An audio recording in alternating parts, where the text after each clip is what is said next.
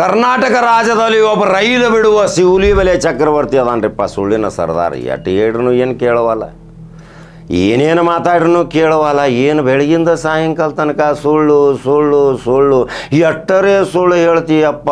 ಸುಳ್ಳಿಗೂ ಸಹಿತ ಒಂದು ಬೆಲೆ ಐತಿ. ಆದರೆ ಇವತ್ತು ನೀನು ಮಾತಾಡಿದ್ದ ನೋಡಿದರೆ ಇವತ್ತು ರಾಜ್ಯಾದ್ಯಂತ ಭಾಳ ಆಕ್ರೋಶ ಆಗೈತಿ. ಒಂದು ಹೆಣ್ಣಿನ ಬಗ್ಗೆ ಈ ರೀತಿ ಅವಹೇಳನಕಾರಿಯಾಗಿ ಮಾತನಾಡುವುದು ಸೂಲಿಬೆಲೆ ನಿನಗೆ ಯಾವಾಗಲೂ ಬೆಲೆ ತಕ್ಕದ್ದಲ್ಲ. ನಿನ್ನ ಗೌರವಕ್ಕೆ ಧಕ್ಕೆನೂ ಸಹಿತ ಬರುವುದು. ಈಗ ನೀನು ಮುಸಲ್ಮಾನ ಗಂಡಸರಿಗಿಂತ ಮುಸಲ್ಮಾನರ ಹೆಣ್ಣರು ಭಾಳ ಡೇಂಜರು ಹೆಂಗಸರು ಅಂತ ಏನು ನೋಡಿದೆಯಪ್ಪ. ಮುಸಲ್ಮಾನರ ಹೆಂಗಸರು ನಕಾಬ ಹಾಕ್ಕೊಂಡು ಪ್ರಾರ್ಥನಾ ಮಾಡ್ಕೊಂಡು ನಮಾಜ ಮಾಡ್ಕೊಂಡು ದೇವರ ಧ್ಯಾನ ಮಾಡ್ಕೊಂಡು ದೇಶಭಕ್ತಿ ಮಾಡ್ಕೊಂಡು ಇವತ್ತು ರಾಜ್ಯ ರಾಷ್ಟ್ರ ಮಟ್ಟದಲ್ಲಿ ಗೋಲ್ಡ್ ಮೆಡಲ್ಗಳನ್ನು ಹೊಡ್ಯಾಕತ್ತಾರ. ಅದನ್ನು ನಿನಗೆ ಹೊಟ್ಟೆ ಕಿಚ್ಚು ಬರಾಕತ್ತೈತಿ. ಅದನ್ನು ನೋಡಿ ಆದರೂ ನೀ ಕಲಿ. ಇವತ್ತು ನಿನ್ನ ಕುಟುಂಬವನ್ನೇ ಸಹಿತ ಇದೇ ಮುಸಲ್ಮಾನರು ನಮಗೆ ಭಾಳ ಚೆನ್ನಾಗಿ ನೋಡಿದ್ದಾರೆ ಅಂತೇಳಿ ನಿನ್ನ ತಂದೆ ತಾಯಿಗಳು ಸಹಿತ ಹೇಳಿದರು. ಯಾಕೆ ಮುಸಲ್ಮಾನರ ವಿರೋಧಿ ನೀನು, ಮುಸಲ್ಮಾನರ ದ್ರೋಹಿ? ಏನು ಮುಸಲ್ಮಾನರು ನಿನಗೆ ಅನ್ಯಾಯ ಮಾಡಿದ್ದಾರೆ ಇವತ್ತು ಕೇಳಲೇಬೇಕು. ಚಕ್ರವರ್ತಿ ಸೂಲಿಬೆಲೆ ಯಾವ ಚಕ್ರವರ್ತಿ? ನೀನೇನು ಅಶೋಕ ಚಕ್ರವರ್ತಿ ಅಲ್ಲ, ನೀನು ಹೆಸರಿಟ್ಕೊಂಡ ಚಕ್ರವರ್ತಿ. ಇದು ಬುಗುರಿವರ್ತಿ ಆಗತೈತಿ, ಇದು ಬಿಗ್ ಜೀರೋ ಆಗತಿ. ನೀನು ಯಾರನ್ನೋ ವೈಭವೀಕರಣಗೊಳಿಸುವ ಸಲುವಾಗಿ, ಯಾವುದೇ ಒಂದು ವೇತನ ಪಡೆಯುವ ಸಲುವಾಗಿ, ಯಾರನ್ನೋ ಖುಷಿ ಪಡಿಸುವ ಸಲುವಾಗಿ ನೀನು ಅನೇಕ ಸಭೆ ಸಮಾರಂಭಗಳಲ್ಲಿ ಪೇಮೆಂಟ್ ಗಿರಾಕಿಯಾಗಿ ಹೋಗ್ತಿ, ಅದು ಸಹಿತ ನಿನಗೆ ಗೊತ್ತೈತಿ. ಆದರೆ ನೀನು ಇವತ್ತು ಮುಸಲ್ಮಾನರ ಹೆಂಗಸರ ಬಗ್ಗೆ ಮಾತಾಡಿದಿ. ನಿಜಕ್ಕೂ ನಿನಗೆ ನಾಚಿಕೆ ಬರಬೇಕು. ಆ ಮುಸಲ್ಮಾನ ಹೆಂಗಸರು ಯಾರಿಗೆ ಹೋಗಿ ಮತ್ತಿನ ಔಷಧ ಕೊಟ್ಟು ಆ ಮನೆಯಲ್ಲಿ ಜಿಹಾದ್ ಅಂತ ಕೆಲಸ ಮಾಡಿದ್ದಾರೆ, ಅದನ್ನು ನೀನು ಜ್ವಲಂತ ಸಾಕ್ಷಿಯೊಂದಿಗೆ ಇವತ್ತು ತರಬೇಕು. ಇಲ್ಲದಿದ್ದರೆ ಈ ಮುಸಲ್ಮಾನ ಹೆಂಗಸರೇ ಇವತ್ತು ಬೀದಿಗೆ ಬರುವಂಥ ಪರಿಸ್ಥಿತಿ ಆಕೈತಿ. ಚಕ್ರವರ್ತಿ ಸೂಲಿಬೆಲೆ ನೀನೇನು ಮಾತಾಡಿದೀಯ ವಿಡಿಯೋ ಹಾಕಾಕತ್ತೇನೆ. ಇವತ್ತು ರಾಜ್ಯದ ಪ್ರಜ್ಞಾವಂತ ಮುಸಲ್ಮಾನ ಹೆಣ್ಮಕ್ಕಳಷ್ಟಲ್ಲ, ಎಲ್ಲ ಹೆಣ್ಣುಮಕ್ಕಳು ಸಹಿತ ಇದನ್ನು ಬಹಳ ಖಂಡನೆ ಮಾಡಬೇಕು. ಯಾವ ಮುಸಲ್ಮಾನ ಹೆಣ್ಣು ಮಕ್ಕಳು ಇಂಥ ಘೋರ ಕೃತ್ಯ ಮಾಡ್ತಾರ್ರಿ? ಭಾರತ ದೇಶದಲ್ಲಿ ಹುಟ್ಟಿ, ಭಾರತ ದೇಶದ ಉಸಿರಲ್ಲಿ ಉಸಿರಾಡಿ, ಭಾರತದ ಅನ್ನ ತಿಂದು ಭಾರತಕ್ಕೆ ದ್ರೋಹ ಮಾಡುವಂಥ ಮುಸಲ್ಮಾನರಿದ್ದರೆ ಅವರು ದೇಶದ್ರೋಹಿಗಳು ಅಂಥೇಳಿ ನಾವೇ ಅಂತೇವಿ. ಆದರೆ ಇಲ್ಲ ಸಲ್ಲದ ಆರೋಪ ಹೊರಿಸಿ ಅವರನ್ನು ಒಂದು ಅಪರಾಧ ಸ್ಥಾನದಲ್ಲಿ ತಪ್ಪು ಗ್ರಹಿಕೆ ಮಾಡಿ ಒಂದು ನೀನು ವೈರಲ್ ಮಾಡಾಕತಿ, ಕೊರೋನಾ ಇನ್ಫೆಕ್ಷನ್ ಗತೆ ಮಾಡಾಕತಿ. ಚಕ್ರವರ್ತಿ ಸೂಲಿಬೆಲೆ ಇದನ್ನು ಕೇಳಿದ ತಕ್ಷಣ ಎಷ್ಟು ರೋಷ ಬರ್ತೈತಿ. ಆದರೆ ನಿನಗೆ ಮಾತ್ರ ನಾಚಿಕೆ ಬರಬೇಕು ಈ ಮಾತನಾಡಬೇಕಾದರೆ. ಚಕ್ರವರ್ತಿ ಸೂಲಿಬೆಲೆ ನೀನು ವಾಗ್ಮಿಯದಿ ಅಂತಾರ. ಏನು ವಾಗ್ಮಿಯದಿ? ಏನು ನಿನ್ನಲ್ಲಿ ಅಧ್ಯಯನ ಐತಿ?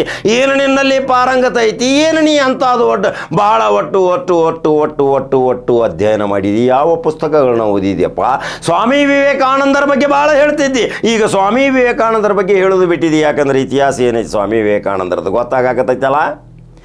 ಯಾರು ನಿಜವಾದ ಹಿಂದೂಗಳು ಅಂಥೇಳಿ ಅವರು ಹೇಳಿದರು, ಅದನ್ನು ನೀ ಸ್ಟಡಿ ಮಾಡಿದಿ. ಈಗ ಪುಸ್ತಕ ಸಿಕ್ಕು ನಿನಗೆ. ಈಗ ಸ್ವಾಮಿ ವಿವೇಕಾನಂದ ಹೆಸರೇ ಹೇಳುವ ಇಲ್ಲಿ.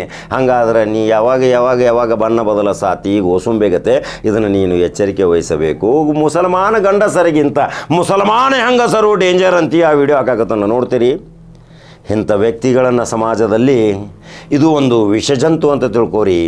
ಪ್ರಾಮಾಣಿಕ ಪ್ರಧಾನಮಂತ್ರಿ ಮೋದಿ ಬಗ್ಗೆ ಸುಳ್ಳು ಹೇಳಿ ಅಪಹಾಸ್ಯಗೀಡಾದಿ.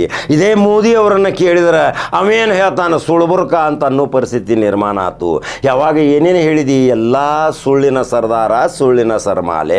ಚಕ್ರವರ್ತಿ ಸೂಲಿಬೆಲೆ ದೇಶಕ್ಕಾಗಿ, ದೇಶದ ಯುವಕರಿಗಾಗಿ, ಉದ್ಯೋಗಕ್ಕಾಗಿ, ಶಿಕ್ಷಣಕ್ಕಾಗಿ, ಆರ್ಥಿಕತೆಗಾಗಿ, ಶೈಕ್ಷಣಿಕವಾಗಿ ಅವರನ್ನು ಎದ್ದೇಳಿಸು, ಸದೃಢ ಭಾರತ ತಯಾರು ಮಾಡುವ ಸಲುವಾಗಿ, ಶೈಕ್ಷಣಿಕ ಕ್ರಾಂತಿ ಮಾಡುವ ಸಲುವಾಗಿ ಭಾಷಣ ಮಾಡುವ ಪುಣ್ಯಾತ್ಮ.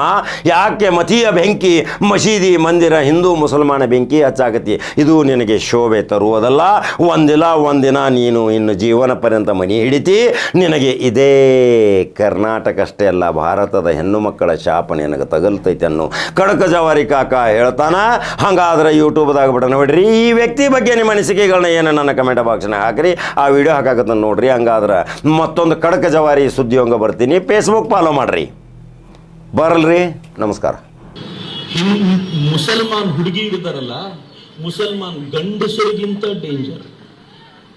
ನಮ್ಮ ಹೆಣ್ಮಕ್ಳಿಗೆ ಹೇಳ್ಕೊಡಿ, ಮನೆಗೆ ಹೋದ ನಂತರ ಹೇಳಿ, ನೀನ್ ಅಕಸ್ಮಾತ್ ಮುಸ್ಲಿಂ ಹುಡುಗನ ಫ್ರೆಂಡ್ಶಿಪ್ ಮಾಡಿದ್ರೆ ಆದ್ರೂ ಒಂದು ಕ್ಷಣ ಓಕೆ ಏನೋ, ಹೆಣ್ಮಗಳು ಫ್ರೆಂಡ್ಶಿಪ್ ಮಾಡ್ಲೇಬೇಡ, ಬಹಳ ಡೇಂಜರ್. ಯಾಕೆ ಅಂದ್ರೆ ಅವಳು ಮನೆಗೆ ಕರ್ಕೊಂಡು ಹೋಗ್ತಾಳೆ ನಮ್ಮ ಹೆಣ್ಮಗುನ. ಒಂದು ಸಲ ಕರೆದಾಗ ನಮ್ಮ ಹುಡುಗಿ ಬರಲ್ಲ ಅಂತ ಹೇಳ್ಬೋದು, ಎರಡನೇ ಸಲ ಕರೆದಾಗ ಬರಲ್ಲ ಅಂತ ಹೇಳ್ಬೋದು, 20 ಸಲ ಪದೇ ಪದೇ ಕರೆದಾಗ 21ನೇ ಸಲ ಹಾಳಾಗಿ ಹೋಗ್ಲಿ ಅಂತ ಅವಳು ಮನೆಗೆ ನಮ್ಮ ಹೆಣ್ಣು ಮಗಳು ಹೋಗಿದ್ದರ ಪ್ರತಿಫಲಕ್ಕೆ ಅವಳು ಏನ್ ಮಾಡ್ತಾಳೆ ಗೊತ್ತಾ? ಕುಡಿಯುವ ನೀರಿಗೆ ಒಂದೇನಾದ್ರೂ ಸಣ್ಣ ಮತ್ತು ಬರುವಂತ ಅಂಶವನ್ನ ಹಾಕಿಸಿಕೊಟ್ಟು ತನ್ನ ಅಣ್ಣ ತಮ್ಮಂದಿರಂತಿರುವಂತಹ ರಾಕ್ಷಸರ ಕೈಲಿ ನಮ್ಮ ಹೆಣ್ಮಗಳನ್ನ ಬಿಟ್ಟು ಅದರ ವಿಡಿಯೋನ ಕಳಿಸಿದ್ರೆ ಈ ಹೆಣ್ಮಕ್ಳ ಕಥೆನೇ ಮುಗಿದೋಯ್ತ್ರಿ. ಇನ್ ಲೈಫ್ ಇಲ್ಲ ರೀ ಅವರಿಗೆ, ಆ ಲೈಫೇ ಮುಗಿದೋಯ್ತು. ಅವ್ರ ಕತೆ ಹೆಂಗಾಗ್ಬಿಡುತ್ತೆ ಅಂದ್ರೆ ನಿಮ್ಗೆ ಆಚೆ ಬರ್ಲಿಕ್ಕೆ ಸಾಧ್ಯವಾಗದೇ ಇರುವಂತ ಸ್ಥಿತಿ. ಕೇರಳ ಸ್ಟೋರಿ ಪಾರ್ಟ್ 1 ಬಂತು, ಪಾರ್ಟ್ 2 ಬಂತು, ಪಾರ್ಟ್ 100 ಬಂದ್ರೂ ಕೂಡ ನಮ್ಮ ಹೆಣ್ಮಕ್ಳಿಗೆ ಇನ್ನೂ ಬುದ್ಧಿ ಬರಲ್ಲ ಅಂತಂದ್ರೆ ಏನ್ ಹೇಳಲಿ ನಾನು?